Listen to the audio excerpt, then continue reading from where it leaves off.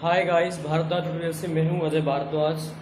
आज class 12th unit second current electricity का जो टॉपिक है उसका नाम है रेजिस्टिविटी। आज रेजिस्टिविटी को डिस्कस किया जाएगा।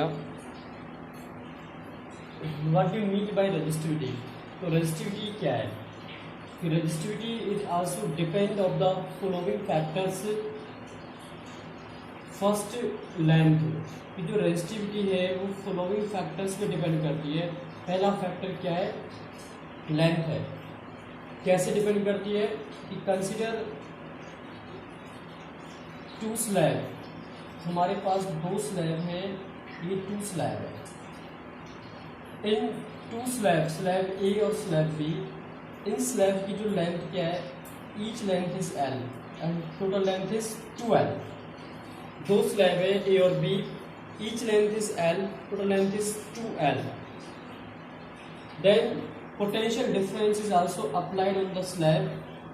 इनके अंदर क्या अप्लाई किया गया है? पीडी को अप्लाई किया गया है V वोल्ट पर, और इनमें जो करंट फ्लो हो रहा है वो कितना फ्लो हो रहा है? I/2। करंट कितना फ्लो हो रहा है? I/2 फ्लो हो रहा है। तो it means resistance is also क्या होता है? V/I होता है। वेयर R इक्वल टू क्या आ जाएगा? V/I/2। तो इट मीन्स 2V/I। तो इसका मतलब क्या आ गया? Twice of R। Twice of R। अगर दो स्लैब है, उनकी लेंथ अलग अलग L है। अगर किसी भी कंडक्टर्स की, जो कंडक्टर स्लैब है, उनकी लेंथ को आप राइज करते हो, बढ़ाते हो, तो इसका मतलब क्या होता है? उसका रेजिस्टेंस भी क्या होता है? राइज होता है। तो इसका मतलब क्या हुआ कि जो रेजिस्टेंस ऑफ द वायर है वो डिपेंड करता है किस पर? लेंथ ऑफ द वायर पर। तो R proportional to the L. अगर एल राइज होगा तो रेजिस्टेंस भी क्या होगा? राइज होगा। तो आर प्रोपोर्शनल टू एल हो गया। सेकंड पॉइंट क्या है इसका? सेकंड पॉइंट है एरिया। जो रेजिस्टेंस ऑफ द वायर है वो इनवर्सली प्रोपोर्शनल होता है एरिया की। अगर आपके पास कोई भी एक स्लैब है और उस स्लैब एक कंडक्टर ग्रुप में है, उसकी लेंथ क्या L है। अगर हम उस स्लैब का एरिया हाफ कर देते हैं, ये भी A/2 और ये भी A/2, एरिया हाफ कर देते हैं, फिर भी resistance of the conductor slab is also increase. Area half करने पर भी क्या होता है? उस स्लैब का एक कंडक्टर का जो रेजिस्टेंस है वो भी क्या होता है? इंक्रीज होता है। तो इसका मतलब क्या होगा कि जो रेजिस्टेंस है वो किस पर डिपेंड करेगा? Inversely proportional to the area of the cross section of the conductor. R inversely होगा किसके? Area of the cross section of the conductor के। तो इसका मतलब क्या हो गया कि अगर ए हमारा हाफ होगा तो रेजिस्टेंस हमारा क्या होगा? ट्वाइस हो जाएगा। रेजिस्टेंस क्या होगा? अगर एरिया हाफ है तो रेजिस्टेंस ट्वाइस होगा। आर अगर इंक्रीज होती है, एल राइज होती है, तो रेजिस्टेंस भी क्या होगा? राइज होगा। तो factor first, resistance of a conductor depend to the length of the wire a conductors, या resistance of the conductor is also depend या inversely proportional to the area of the cross section से। Next point क्या है? Resistance of the wire also depend to the nature of the material and temperature of the conductor. कि जो resistance है वो किस पे डिपेंड करता है? एक तो नेचर पे डिपेंड करता है, मटेरियल के पे, nature of materials and temperature of the conductors. किस पे डिपेंड करता है? किसी भी मटेरियल के नेचर पे डिपेंड करता है और टेम्परेचर पे डिपेंड करता है। Next, combining these factors, R proportional to क्या हो जाएगा? एल अपॉन में A. R proportional to L upon में ए,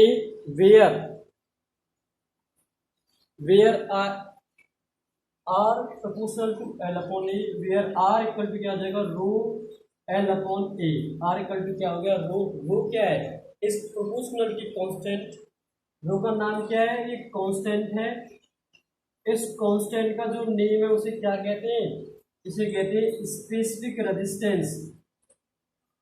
इसका नाम क्या है? स्पेसिफिक रेजिस्टेंस और रेजिस्टिविटी। और क्या नेम है इसका? रेजिस्टिविटी है। तो आर क्या आ गया? रो एल अपॉन में ए, वेयर रो बराबर क्या हो जाएगा?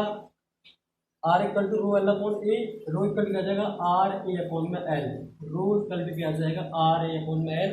तो स्पेसिफिक रेजिस्टेंस या resistivity is also depend to the resistance area and length, area and length पर डिपेंड करती है। If value of A is unity, L is also unity, अगर ए की वैल्यू भी 1 है हमारे पास, ए इक्वल टू 1 और एल इक्वल टू 1, तो रेजिस्टिविटी किसके इक्वल होगी, रेजिस्टेंस के इक्वल होती है। तो रेजिस्टिविटी किसके इक्वल हो जाएगी, रेजिस्टेंस के इक्वल हो जाएगी। रो इक्वल टू क्या होगा हमारे पास, आर हो जाएगा। रो इक्वल टू कितना होगा हमारे पास, R. Next point, unit of resistivity, unit of resistivity, जो रेजिस्टिविटी है इसकी जो यूनिट होती है वो क्या होती है, रेजिस्टिविटी यूनिट, रेजिस्टेंस की यूनिट क्या आती है, ओम, रेजिस्टेंस की यूनिट क्या आती है, ओम होती है। एरिया की यूनिट मीटर स्क्वायर और लेंथ की यूनिट मीटर, तो मीटर से मीटर कट गया तो रेजिस्टिविटी की यूनिट क्या आ गई, रो बराबर ओम मीटर। तो रेजिस्टिविटी की यूनिट क्या होती है, ओम मीटर होती है। This is the ohm metre. Now factors, कौन कौन से फैक्टर्स है जिन पे रेजिस्टिविटी डिपेंड करती है, factors depend on resistivity, factor depend on rho. कौन कौन से फैक्टर है जो रेजिस्टिविटी पर डिपेंड करते हैं, आप ऑलरेडी जानते हो, आपने पीछे पढ़ा था। आर इक्वल टू क्या होता है, एम एल अपॉन में A N E square tau होता है, एम एल अपॉन में A N E square tau. तो where this is M upon में एन ई स्क्वायर टाउ, क्या रो है, रो कितना है हमारे पास, एम अपॉन में एन ई स्क्वायर टाउ। ये क्या है, कांस्टेंट वैल्यू है, रो बराबर कितना आ गया, एम अपॉन में एन ई स्क्वायर टाउ। तो इसका मतलब क्या है कि जो रेजिस्टिविटी है, पहला पॉइंट, रेजिस्टिविटी क्या होती है, 1 अपॉन एन होती है। कि जो रेजिस्टिविटी है, जो रेजिस्टिविटी है वो डिपेंड करती है number of free electron density या number of free electrons per unit volume. पहला पॉइंट क्या है कि जो रेजिस्टिविटी है किसी भी मटेरियल की वो डिपेंड करती है number of free electrons per unit volume पर या number of density of electrons पर। Rho inversely proportional to 1 upon N. And second point क्या है, resistivity is also inversely proportional to 1 upon tau. Tau is the average relaxation time. कि जो resistivity है वो क्या डिपेंडेंट होती है, 1 अपॉन टाउ पे डिपेंडेंट होती है। कि इसका मतलब क्या है कि जब कि जो टाउ मन टेम्परेचर, जो रेजिस्टिविटी है वो किस डिपेंड करती है, टेम्परेचर पर। जैसे जैसे टेम्परेचर राइज होगा तो राइज होने के बाद क्या होगा कि जो ये एवरेज रिलैक्सेशन टाइम है, तो एवरेज रिलैक्सेशन टाइम क्या होगा, डिक्रीज होगा। तो डिक्रीज होने से क्या होता है, रेजिस्टिविटी राइज होती है। डिक्रीज होने से क्या होता है, रेजिस्टिविटी क्या होती है, राइज होती है। तो रो डिपेंड करता है किस पर, 1 अपॉन एन पर, और रो डिपेंड करता है 1 अपॉन टाउ पर। और तीसरा पॉइंट क्या है, रो डायरेक्टली प्रोपोर्शनल होता है मास ऑफ द इलेक्ट्रॉन्स पे। तो rho depend to the mass of the electron. तो रेजिस्टिविटी डिपेंड करती है नंबर ऑफ इलेक्ट्रॉन्स पर और एवरेज रिलैक्सेशन टाइम पर और मास पर डिपेंड करती है। नेक्स्ट नोट पॉइंट, इसके बाद देखिए नोट पॉइंट, अगला पॉइंट कि जो रेजिस्टिविटी है, नोट रेजिस्टिविटी कंडक्टर्स के लिए तो लो होती है। Resistivity is low for conductor, is low for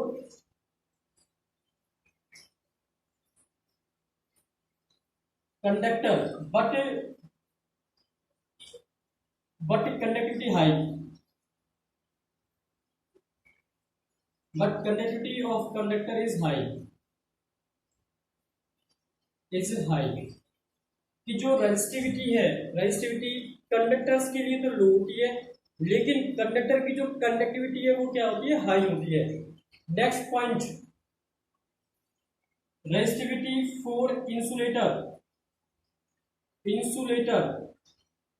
की जो रेजिस्टिविटी होती है फॉर इंसुलेटर के लिए इज हाई होती है। और थर्ड पॉइंट, रेजिस्टिविटी लाई करती है सेमीकंडक्टर के बीच में। रेजिस्टिविटी किस में लाई करती है, सेमीकंडक्टर्स में। कि जो रेजिस्टिविटी है वो लाई करती है, resistivity lies between conductors and insulators for the semiconductors.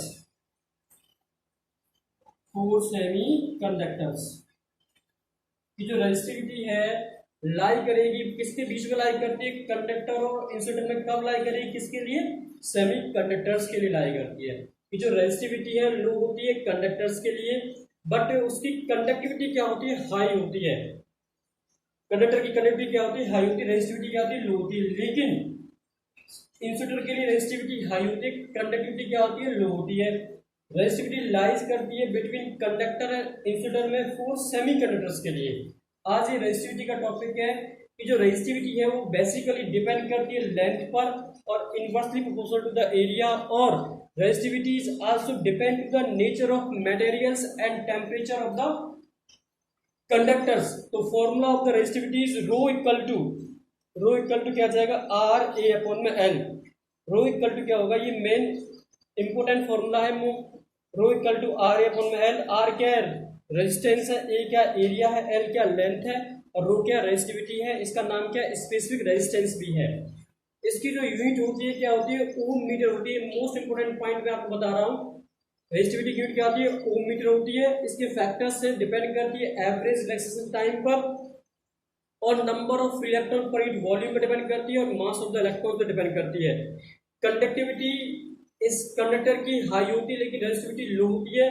Insulator के लिए रेजिस्टिविटी हाई होती है, कंडक्टिविटी लो होती है, बट रेजिस्टिविटी लाइज करती है सेमीकंडक्टर में, दोनों के बीच में, कंडक्टर के बीच में भी और इंसुलेटर्स के बीच में लाइज करती है। Please note down these point in the notebook, subscribe the channel, press the bell icon. Thank you for watching this video.